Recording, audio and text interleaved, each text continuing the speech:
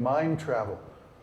Well, like I said, when you think of some place where you went on vacation, or if you've ever been to India, you think of India, think of Vrindavan, and you're there. That's mind travel. You can be anywhere you want to be. Consciousness has the ability to postulate or simply mock up its presence anywhere, anytime. It's because we don't have our spiritual senses enlivened that we don't realize that we can do this. The body is like a covering. It's stated in Bhagavad Gita, the soul is covered by the material energy like a fire covered by smoke. So when there's too much smoke, you can't really see the fire. Similarly, when our natural consciousness becomes too covered over by material energy, it's hard for us to see. But any little kid, remember what it was like when you were a little kid? You could imagine stuff and it was like real?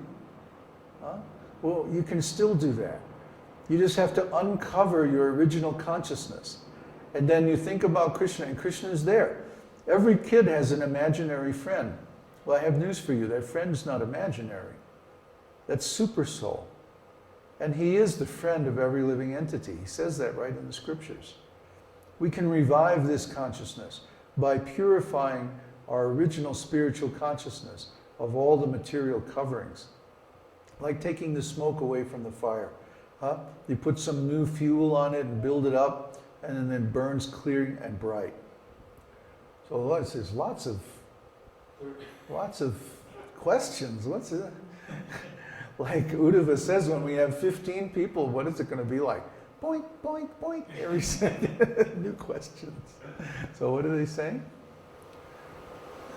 There's the other question from Erica before we change topic. What is it? About the rapture. The rapture, okay. The rapture is an idea, or I should say an interpretation of some Christians of the Revelations, Book of Revelations. Personally, I don't know what to make of the Book of Revelations. It reads like a narration of an acid trip or something. It's really far out. You know, I mean, maybe that guy was out in the desert eating some weird cactus or something. You know, I don't know. It doesn't make any sense to me. And maybe if you know the language of prophecy that he was using, or his particular spiritual orientation, you could figure it out.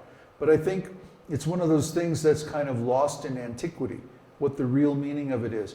So it's become a way for people to read in any kind of meaning they want. And there were people 2,000 years ago saying that the end of the world is just around the corner. Armageddon was going to be this big battle between the Romans and the barbarians, and then it was the end of the world and everybody was going to go back to heaven. Well, it didn't happen. And there's been like 100 times in history when people said, okay, now it's the end times, now it's the time of revelations, now the Armageddon is coming and it's the end of the world and it's bye-bye. But it didn't happen. So who knows when all of these things are going to happen. It's very difficult to understand if indeed this really is a prophecy, exactly what he's talking about, because he's not talking directly, he's talking in symbols. So what's all this now?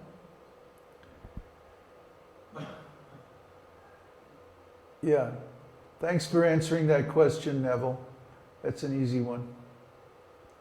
Is it explained in the Vedas how to make a car? John, it's explained how to make an interstellar spaceship out of flowers, okay? But you have to search it out. You have to use the facility that we have on the site to research the Vedas yourself. I can't do all this for you. If you're curious about something, you go look it up, okay? Do the work. It's too occult.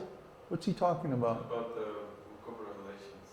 The Book of Revelations. Yeah, it's hidden knowledge. It's only for initiates of that school. We don't belong to that school. We belong to the Vaishnava school.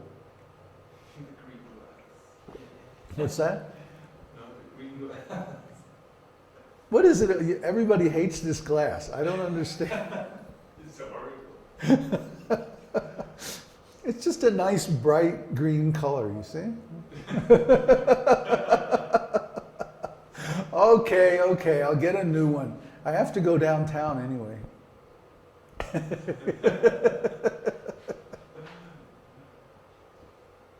It's well broken in, you know? Okay, what were the other questions from Lisa? I mean Erica. That's, she was asking about where, if she should go to the Catholic Church or the Christian Church, or where to. Oh, for association. Hare Krishna. Yeah, Or yeah. continue in the house. Yeah. Well, my advice to you, Erica, is that you should continue just the way you've been doing, privately in your own house. Because in your own house, you can worship in any way that you like.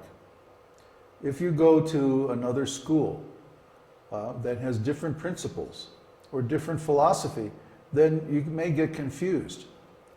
If you go to the Catholic Church, they're going to want you to become a Catholic and contribute and spend your time there and read their books and accept their philosophy. But they've been in charge now for 2,000 years, and look at the mess the world is in. Have they really done a good job? I don't think so. It's time for something new. Let's try following the Vedas for a change. The Catholics made the Vedas a secret. The Catholics tried to cover up, for example, the fact that Jesus was a vegetarian. Jesus was the leader, or one of the leaders, of the Essenes. And the Essenes were always vegetarians. So how can they say that Krishna ate fish, or that Jesus ate fish, or that Jesus ate meat? That's nonsense. He was an Essene. The Essenes were strict vegetarians. They were mystics. So also Jesus went to India. He spent his adolescence there. He went to India after his 13th birthday on the Silk Trail. And then he came back when he was 30, took initiation from John the Baptist. John authorized him to be the next guru. And then John was imprisoned and killed by Herod over Salome. So when Jesus came back, then the story begins again in the Bible. But where was he all those years? What happened between Jesus's bar mitzvah when he said, "Don't you think I should be about my Father's business?" And then when he came back to Palestine and began to preach, what happened in all those 17 years or something like that? Where was he? What was he doing? Who was he with? Well, he was staying in our temples in India. We have records. I've seen those records directly with my own eyes in the library of the king of Puri. He was staying at our temple, and he was very influential. So anywhere that Jesus goes, people are going to remember because he's such an influential personality. So in India, he was accepted as a great teacher, as a great guru. We didn't try to kill him like the Westerners did. So our school goes back more than 5,000 years without a break. And we have historical records that have been lost or covered up in the West. We have the actual words of God in Bhagavad Gita. And we should follow those. That means we don't usually mix with people of other schools. Or if we do, we only do to teach them. We have no need, actually, to make a large number of converts or anything like that. That's not what we're doing. But our mission is to pass down this knowledge without distortion. That's our purpose. That's why we're here. And that's why we're going to so much trouble to present these video conferences and so on. What is it? What is Brahma?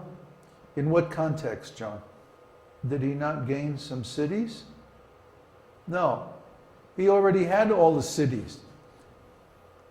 Krishna Prapti, when Lord Brahma incarnates as Jesus Christ, he already has all knowledge, all siddhis, all powers. He's perfect from his birth. He doesn't have to go through a process of self-realization. But what he did was, he approached the current teachers of all the Vaishnava lineages for permission as a matter of etiquette. Just like, for example, if an ambassador goes to a foreign country, he doesn't just unceremoniously approach the king or the executive head and say, okay, let's make a deal, you know. They go through all kinds of ceremonies where the different dignitaries welcome the ambassador, and they, you know, there's formalities to go through. You don't just show up and start throwing your power around. That's not considered cool.